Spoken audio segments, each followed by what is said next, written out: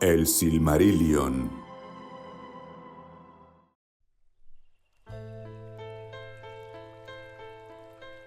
De la quinta batalla, Nirnaeth Arnoediad.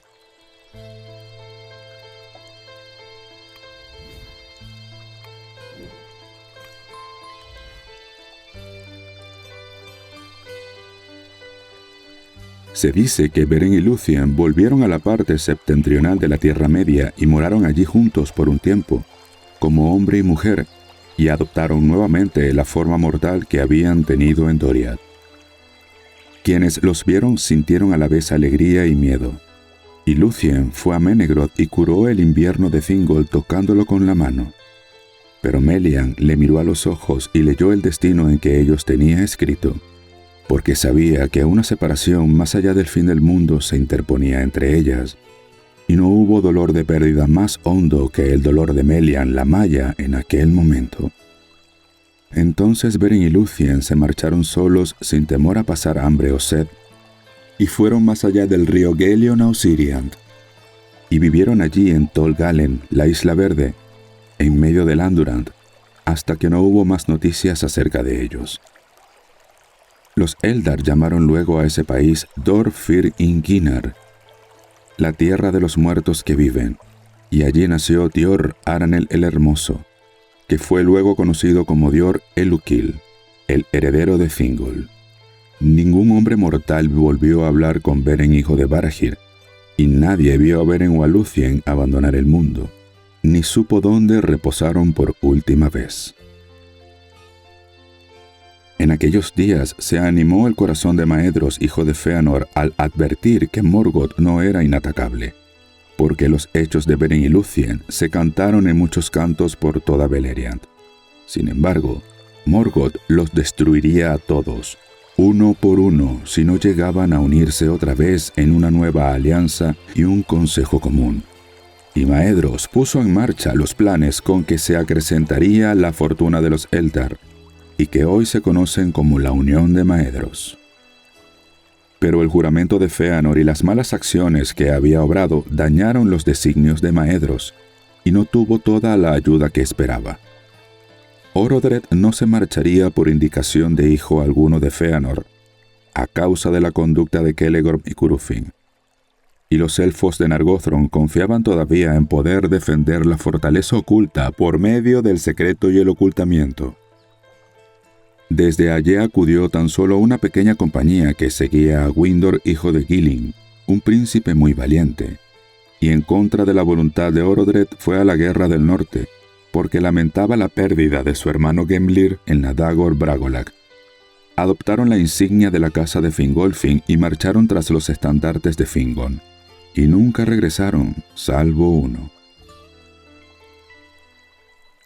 De Doriath tuvieron escasa ayuda, porque Maedhros y sus hermanos, obligados por el juramento, habían enviado mensajeros con altivas palabras, exigiendo a Thingol la entrega del Silmaril o la enemistad. Melian aconsejó ceder, pero las palabras de los hijos de Fëanor eran orgullosas y amenazantes, y Thingol se enfadó mucho pensando en la angustia de Lúthien y en la sangre de Beren con la que la joya había sido ganada, a pesar de la malicia de Celegorm y Curufin. Y toda vez que contemplaba el Silmaril, mayor deseo tenía de guardarlo para siempre, porque tal era el poder de la joya. Por tanto, despidió a los mensajeros con palabras de desprecio.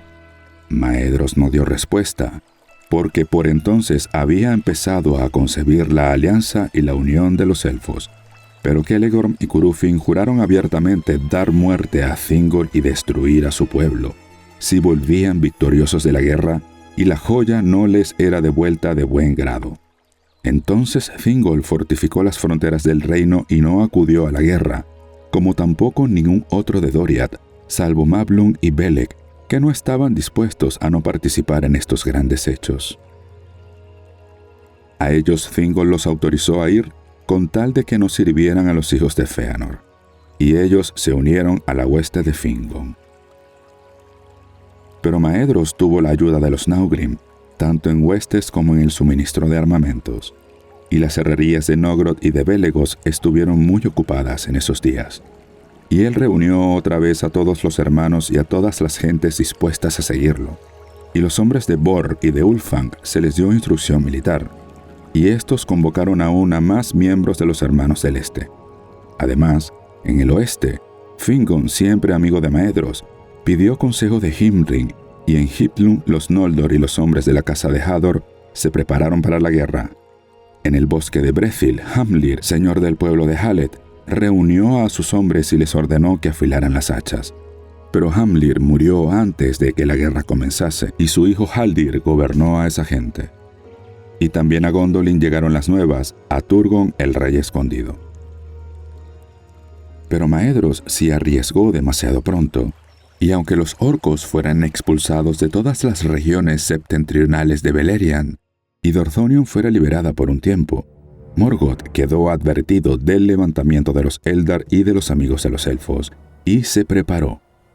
Y envió entre ellos a muchos espías y traidores, cosa que le era más fácil ahora, pues los hombres desleales que le servían en secreto estaban aún bien enterados de lo que pensaban los hijos de Fëanor. Por fin Maedhros, después de haber reunido a todas las fuerzas de elfos y hombres y enanos que le fue posible, decidió atacar Angband desde el este y desde el oeste, y se propuso marchar con los estandartes desplegados sobre Anfaulith. Pero cuando consiguiera hacer salir, como esperaba, a los ejércitos de Morgoth, Fingon avanzaría por los pasos de Himlud. De este modo pensaban atrapar a la fuerza de Morgoth entre el yunque y el martillo, y aniquilarla. Y la señal para hacerlo sería la luz de un fanal en Dorthonion. El día señalado, una mañana en pleno verano, las trompetas de los Eldar saludaron la salida del sol, y en el oriente se izó el estandarte de los hijos de Fëanor, y en el oeste el estandarte de Fingon, rey supremo de los Noldor. Entonces Fingon miró desde los muros de Eithel Cirion, y el ejército estaba en orden de batalla en los valles y los bosques al este de Eret Wethrin, perfectamente oculto a los ojos del enemigo, aunque él sabía que era muy numeroso, porque allí se habían reunido todos los Noldor de Hiplum, junto con los elfos de las Falas y la compañía de Windor venida de Nargothrond, y había también una gran fuerza de hombres. A la derecha estaban las huestes de Dor Lomin, y todo el valor de Húrin y su hermano Uor, y a ellos se había sumado Haldir de Brethil con muchos hombres de los bosques. Entonces Fingon miró hacia Thangorodrim y había una nube oscura alrededor, y un humo negro ascendía, y supo que la ira de Morgoth había despertado, y que él había aceptado el reto. Una sombra de duda cubrió el corazón de Fingon, y miró hacia el este, intentando ver con vista élfica el polvo de Anfaunglid, que se levantaba bajo las huestes de Maedhros. No sabía que la marcha de Maedhros había sido impedida por la astucia de Uldor el maldecido, que lo engañó con falsas advertencias de ataque desde Angband. Pero cundió entonces un grito que avanzó con el viento desde el sur de valle en valle, y los elfos y los hombres alzaron sus voces con asombro y alegría, porque aunque nadie lo había llamado y nadie lo esperaba, Turgon había abierto el cerco de Gondolin y avanzaba con un ejército de 10.000 soldados, con brillantes cotas de malla y largas espadas y lanzas como un bosque. Entonces, cuando Fingon oyó desde lejos la gran trompeta de su hermano Turgon, la sombra se fue y a Fingon se le reanimó el corazón. Y gritó con voz fuerte: «Utulie en Naure, haya el Daliar Atanatari Ultulie Naure. El día ha llegado, mirad, el pueblo de los elfos y padre de los hombres, el día ha llegado». Y todos los que oyeron el eco de su poderosa voz en las colinas respondieron gritando: «Auta y Lome, ya la noche ha pasado». Ahora bien, Morgoth, que sabía mucho de lo que se hacía y se proponía el enemigo, escogió esta hora, y confiando en que los sirvientes traidores podían detener a Maedhros e impedir que los atacantes se uniesen, envió a Hithlum una fuerza grande en apariencia y, sin embargo, nada más que una parte de la que tenía aprontada. Y estaban vestidos con ropas pardas y no mostraban ningún acero desnudo, y de este modo ya habían avanzado mucho por las arenas de Anfauglith antes de que fueran vistos. Entonces los corazones de los Noldor se enardecieron y sus capitanes desearon atacar al enemigo en la llanura.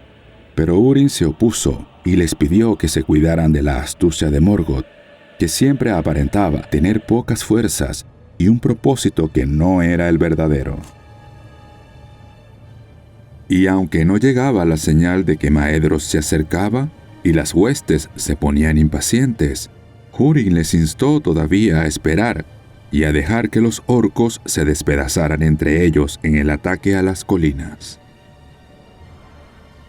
Pero el capitán de Morgoth en el oeste se le había ordenado que hiciese salir prontamente a Fingon de las colinas, por cualquier medio. Fue así que continuó avanzando hasta que el frente del ejército estuvo apostado delante de las corrientes del Sirion, desde los muros de la fortaleza de Iselsirion hasta las bocas de Rivil en el marjal de Serek, y las avanzadas de Fingon podían ver los ojos de los enemigos. Pero no hubo respuesta al desafío del capitán, y la provocación de los orcos perdió firmeza cuando vieron los muros silenciosos y la amenaza oculta en las colinas. Entonces el capitán de Morgoth envió jinetes con señales de parlamento y cabalgaron hasta la obra exterior de la Barad Eithel. Con ellos llevaban a Helmir, hijo de Gilin, el señor de Nargothrond, a quien habían capturado en la Bragolag y al que habían cegado. Entonces los heraldos de Angband lo mostraron dando gritos: «Tenemos a otros como este en nuestra morada, pero tenéis que daros prisa si queréis encontrarlos, porque cuando regresemos haremos con ellos de este modo». Y rebanaron las manos y los pies de Hemlir, y por último la cabeza, a la vista de los elfos, y lo dejaron allí. La mala fortuna quiso que allí en los baluartes estuviese Windor de Nargothrond, el hermano de Hemlir. Y la ira se le encendió en locura, y montó a caballo de un salto y muchos jinetes lo acompañaron. Y persiguieron a los heraldos y los mataron y se internaron profundamente en el cuerpo principal del ejército. Y al ver esto, todas las huestes de los Noldor se inflamaron, y Fingon se puso el yelmo blanco y ordenó que sonaran las trompetas, y las huestes de Hithlum saltaron todas desde las colinas en súbita embestida. La luz de las espadas desenvainadas de los Noldor era como un fuego en un campo de juncos, y tan fiera y rápida fue la arremetida que los designios de Morgoth casi fracasaron. Antes de que pudiera fortalecerse, el ejército que había enviado al oeste fue barrido en el combate, y los estandartes de Fingon pasaron por Anfauglith y fueron izados ante los muros de Angband. Siempre al frente de la batalla iban Windor y los elfos de Nargothrond, y ni siquiera ahora pudieron ser contenidos, e irrumpieron a través de los portales y mataron a los guardianes en las mismas escaleras de Angband, y Morgoth tembló en su trono profundo cuando oyó los golpes en las puertas. Pero estaban atrapados allí y los mataron a todos, salvo a Windor, que fue capturado vivo, porque Fingon no pudo ir a ayudarlo. Por muchas puertas secretas en Thangorodrim, Morgoth había hecho salir al grueso de sus ejércitos que mantenía oculto, y Fingon fue rechazado de los muros con grandes pérdidas. Entonces, en la llanura de Anfauglith, el cuarto día de la guerra, empezaron las Nirnaed Arnoediad, las lágrimas innumerables, pues no hay canto ni historia que pueda contener tanto dolor. El ejército de Fingon se retiró por las arenas y Haldir, señor de los Haladin, fue muerto en la retaguardia. Con él cayó la mayor parte de los hombres de Brethil, y nunca volvieron a los bosques. Pero en el anochecer del quinto día, y estando todavía lejos de Eredwedrin, los orcos rodearon a las huestes de Hithlum, y lucharon hasta llegar el día, acosándolas y cada vez más cerca. Con la mañana llegó la esperanza, cuando se oyeron las trompetas de Turgon, que avanzaba con el principal ejército de Gondolin, porque habían estado apostados en el sur, montando guardia en el paso del Sirion, y Turgon evitó que la mayor parte de los suyos intervinieran en la frenética embestida. Ahora se apresuraba a ir en ayuda de su hermano, y los Gondolindrim eran fuertes y estaban vestidos de cotas de malla, y avanzaban en columnas resplandecientes como ríos de acero al sol.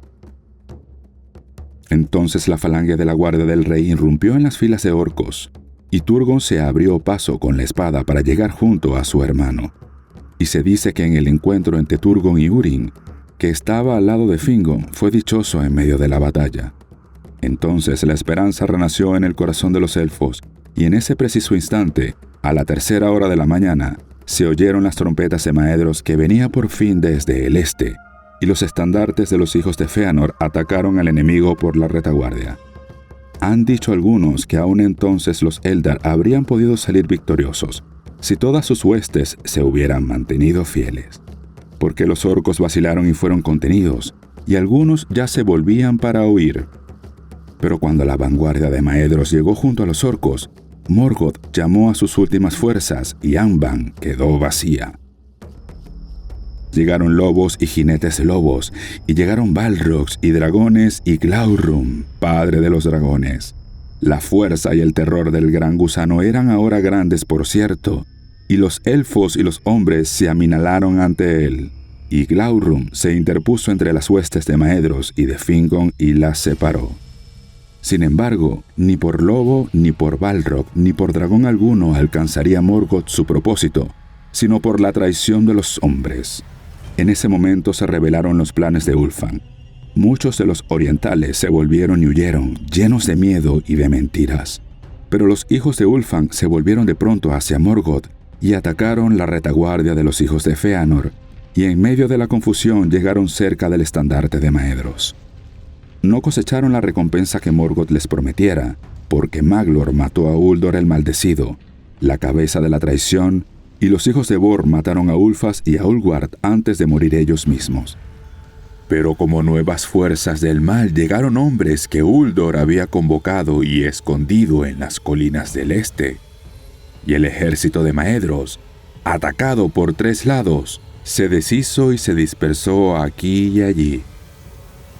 Empero, el destino salvó a los hijos de Fëanor, pues aunque todos fueron heridos, no murió ninguno, porque se unieron, y rodeados del resto de los Noldor y los Naugrim, se abrieron paso fuera de la batalla y escaparon lejos, hacia el monte Dolmed en el este.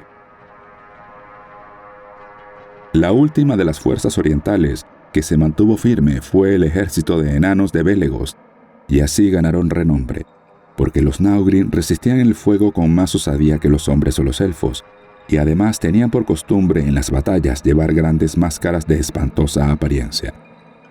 Y les fueron de provecho frente a los dragones. Y si no hubiera sido por ellos, Glaurung y su prole habrían quemado a todos los que quedaban de los Noldor. Pero los Naugrim hicieron un círculo alrededor del dragón cuando se les echó encima, y ni siquiera la poderosa armadura les sirvió contra los golpes de las grandes hachas. Y cuando se volvió y furioso derribó a Azaghal, señor de Belegost, y se precipitó sobre él, Azaghal hizo un último esfuerzo y le hundió un cuchillo en el vientre, infligiéndole tal herida que Glaurung escapó del campo, y las bestias de Angband lo siguieron turbadas. Entonces los enanos levantaron el cuerpo de Azaghal y se lo llevaron, y con pasos cortos iban detrás, y las voces profundas entonaban un canto fúnebre, como si fuera un funeral en su propio país. Y ya no hicieron caso de enemigos, y ninguno se atrevió a molestarlos.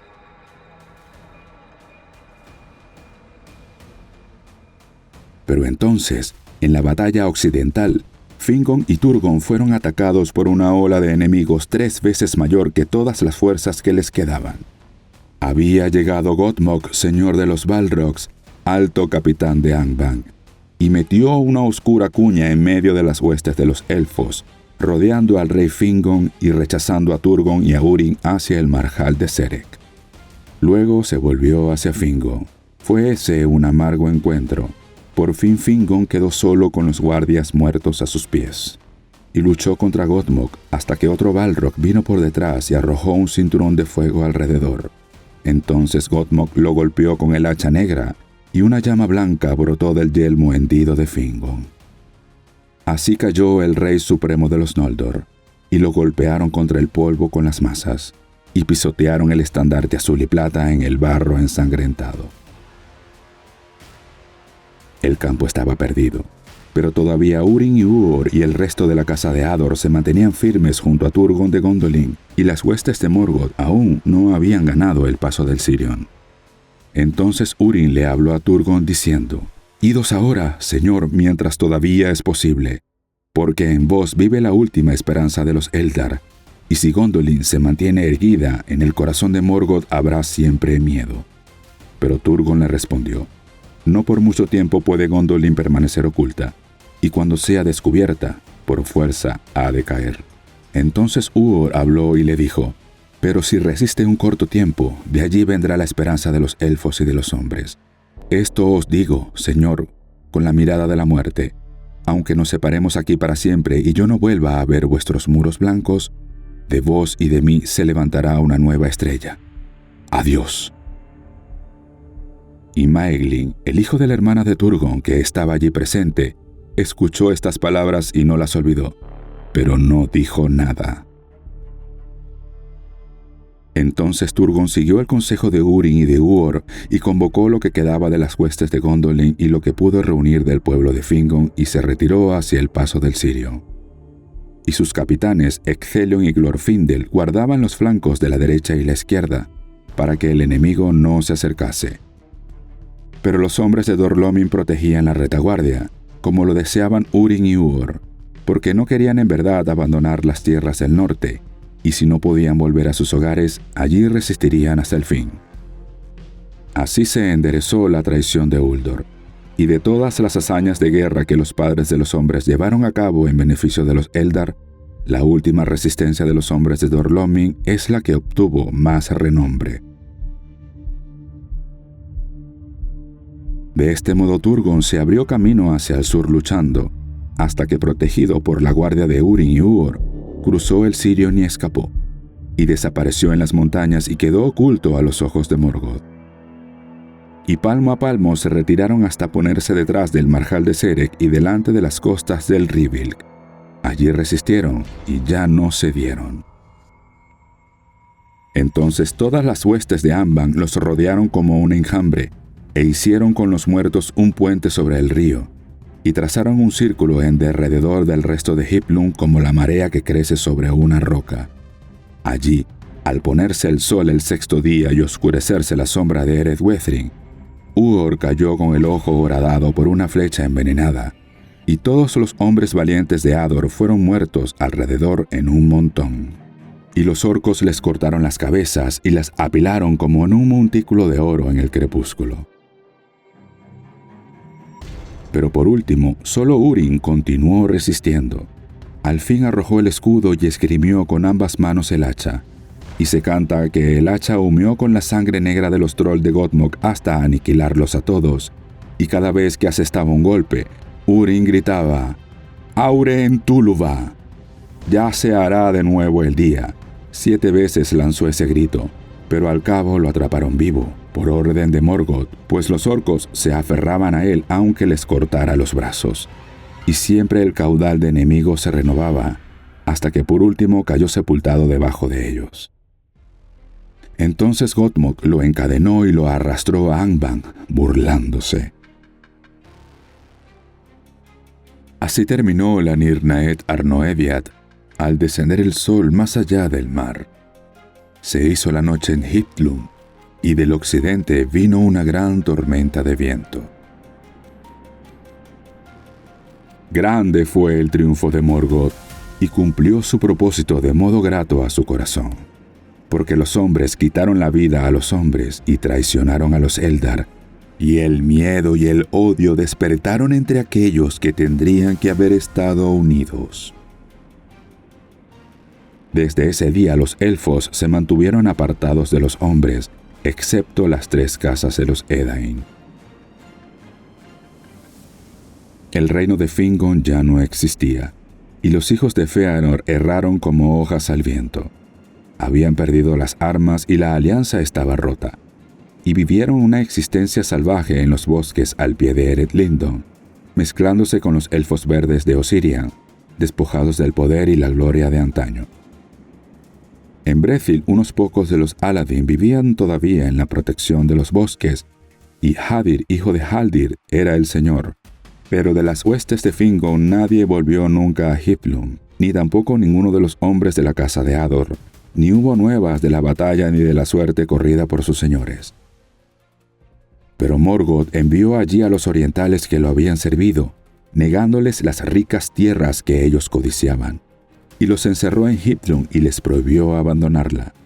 Esa fue la recompensa que les dio por haber traicionado a Maedhros: saquear y vejar a los ancianos y las mujeres y los niños del pueblo de Ador. El resto de los Eldar de Hiplum fue trasladado a las minas del norte y trabajaron allí como esclavos, salvo los que pudieron evitarlo y escaparon a las tierras salvajes y las montañas. Los orcos y lobos erraban sin traba por todo el norte y avanzaban cada vez más hacia el sur, hacia Beleriand, aún hasta Nan-Tathren, la tierra de los sauces y los límites de Osirian, y nadie estaba a salvo en los campos ni en las tierras salvajes. Doriath no había caído, por cierto, y los recintos de Nargothrond estaban escondidos, pero Morgoth les prestaba poca atención, fuera porque supiera poco de ellos o porque aún no les había llegado la hora en los oscuros designios de su propia malicia. Muchos huyeron a los puertos y buscaron refugio tras los muros de Círdan, y los marineros recorrían las costas de arriba a abajo y acosaban al enemigo en rápidos desembarcos.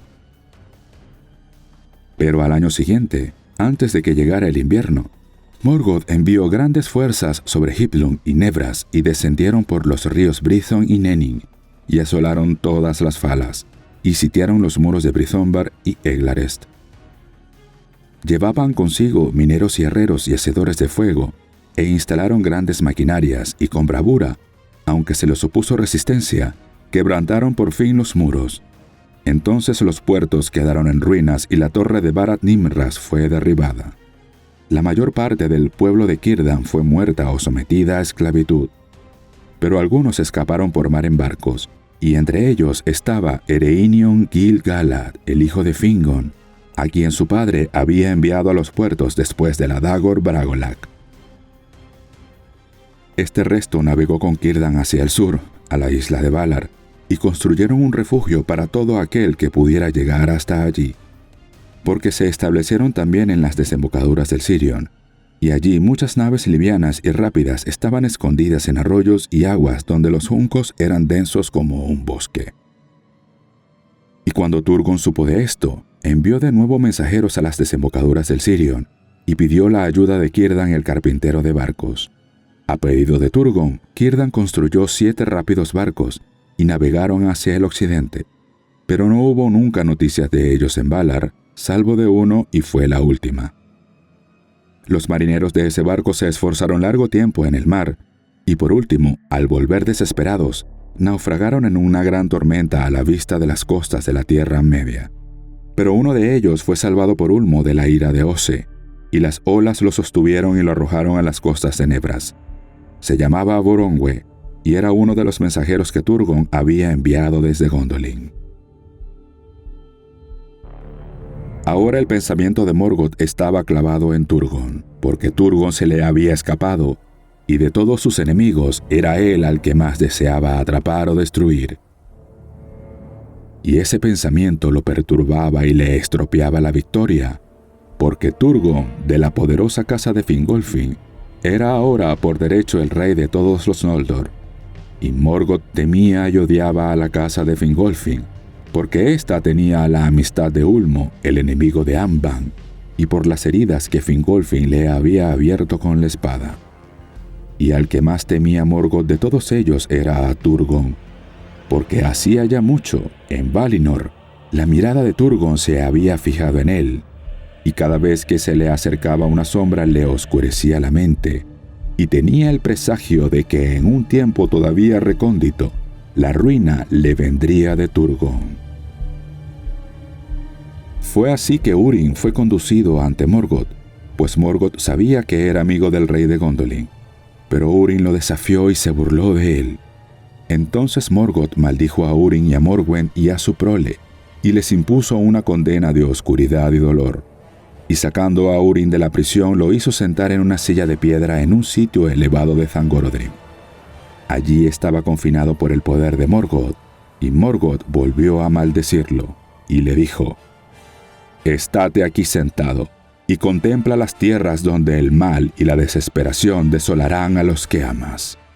Te has atrevido a burlarte de mí y a cuestionar el poder de Melkor, amo de los destinos de Arda.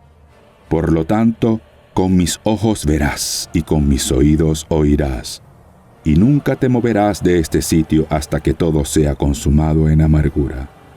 Y así sucedió, pero no se dice que Húrin le pidiera nunca a Morgoth clemencia ni muerte, ni para él ni para nadie de los suyos. Por orden de Morgoth, los orcos recogieron con gran trabajo los cuerpos de todos los caídos en la gran batalla, y todos sus pertrechos y armas, y los apilaron en un montículo en medio de Anfaunglid, y era como una colina que podía verse desde lo lejos. Haud en Dengin lo llamaron los elfos, el túmulo de los muertos, y Haud en Nirnaed, el túmulo de las lágrimas. Pero la hierba volvió allí, y creció de nuevo alta y verde sobre esa colina, única en el desierto que Morgoth había provocado. Y ninguna criatura de Morgoth oyó jamás ese suelo, donde las espadas enterradas de los Eldar y los Edain se desmenuzaban en herrumbre.